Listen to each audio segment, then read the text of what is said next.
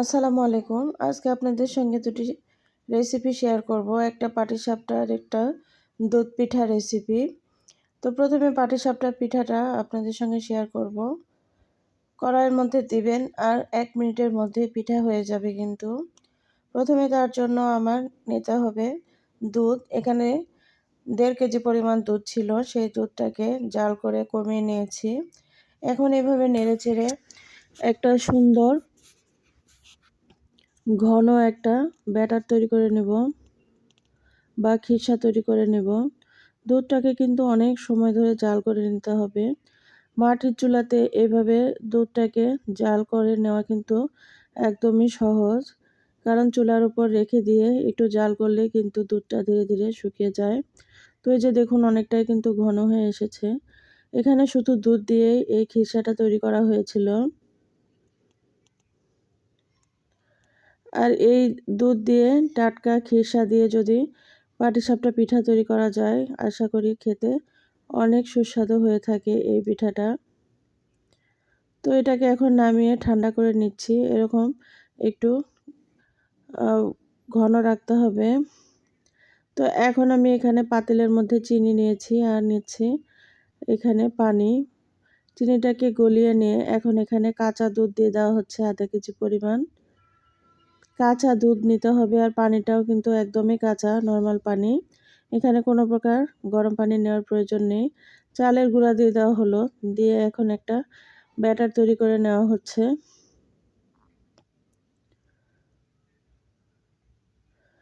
খুব পাতলাও না আবার ঘনও না, এরকম একটা ব্যাটার তৈরি করে নেওয়া হবে। এই যে দেখলেই বুঝতে পারবেন, একদম পাতলা না তবে ঘনও না। এখন ফ্রাই প্যানের মধ্যে একটু তেল দিয়ে নেওয়া হচ্ছে। সামান্য একটু তেল দিয়ে নিলেই হবে বা ব্রাশ করে নিলেও চলবে। এখন 1 চামচ পরিমাণ আমি ব্যাটারটা দিয়ে নিলাম।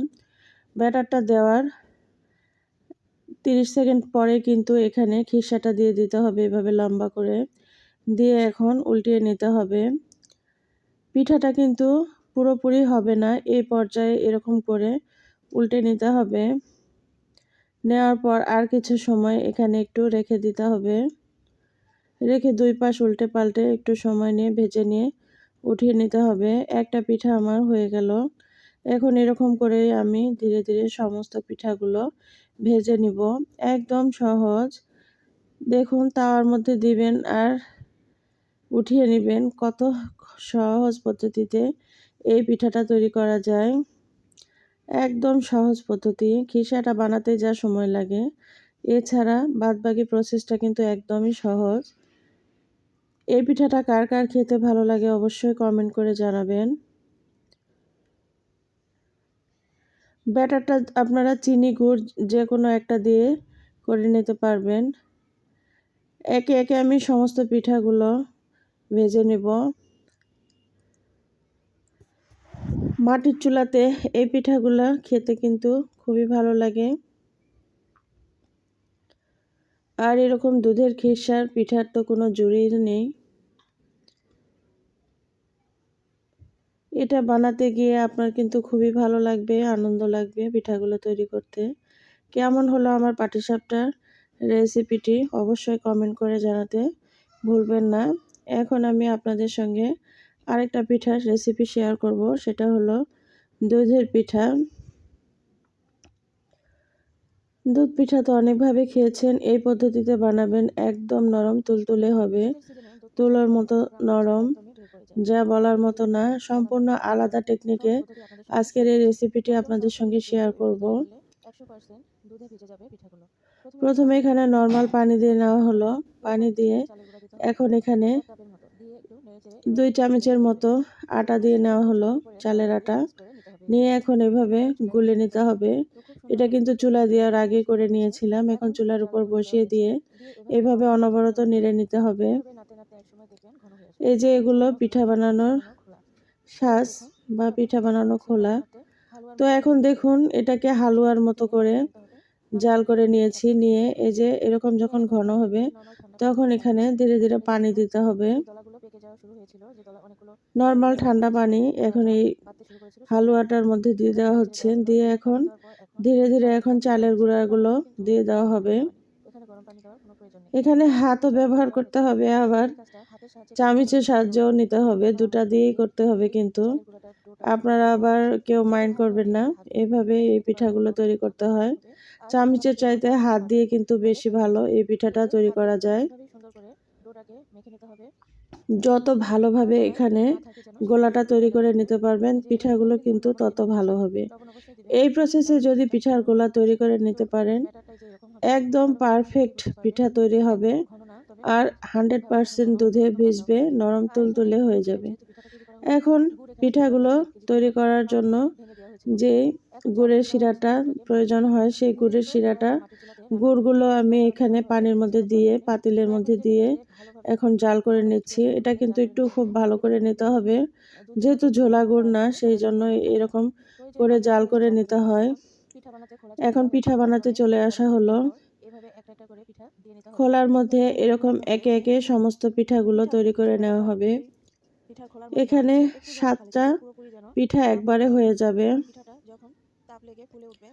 আমাদের এলাকাতে এই খোলাটাকে বলে সাতখোলা পিঠা, সাতখোলা, আর এই পিঠাটাকে বলে সাতখোলা পিঠা। এই পিঠাটা এইভাবে দেখুন, একদমই মানুষ যেভাবে দেখায় খুব কঠিন ভাবে, এখানে কিন্তু আমার মা আপনাদের খুব সহজ পদ্ধতিতেই দেখাচ্ছে। একটা রাইস কুকারের ঢাকনা বা যে কোনো ঢাকনা দিয়ে বা ফ্রাই প্যানের ঢাকনা দিয়ে ঢেকে দিয়ে এখন এই যে এইভাবে পিঠাটাকে ঢেকে দেওয়া হয়েছিল, ঢাকা দেওয়া রাখার কিছুক্ষণ পর উঠিয়ে এইভাবে পিঠাগুলোকে উঠিয়ে নেওয়া হবে। এই যে এখন রসের মধ্যে ডুবিয়ে দেওয়া হচ্ছে। প্রথমে কিন্তু গুড়ের রসের মধ্যে ডুবিয়ে দিতে হবে, আর দুধ কিন্তু জাল করে রাখা হয়েছে।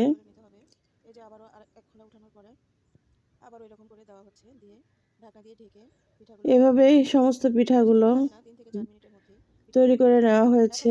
এই যে দুধ জাল করে রাখা হয়েছিল, সেই দুধগুলো ঢেলে দেওয়া হচ্ছে। সমস্ত পিঠাগুলো যখন তৈরি করা হয়ে যাবে, তখনই কিন্তু পিঠার মধ্যে দুধগুলো ঢেলে দিতে হবে। পিঠাগুলো কিন্তু অনেক সুন্দর ফুলেছে। এভাবে দুধের মধ্যে দিয়ে সারা রাত রেখে দিতে হবে পিঠাগুলোকে। শীত যত পড়ে তত পিঠাগুলো কিন্তু এরকম ভালোভাবে ভিজে যায় দুধের মধ্যে। এই যে সারা রাত রাখার পরে সকালবেলার লোক, এখানে 2 রকম পিঠা তৈরি করা হয়েছিল। এরকম গোল গোল পিঠা আর কিছু চিতই পিঠার মতো করেও তৈরি করা হয়েছিল বড়। তো এই যে দেখুন কত সুন্দর ভিজেছে। ভালো থাকবে।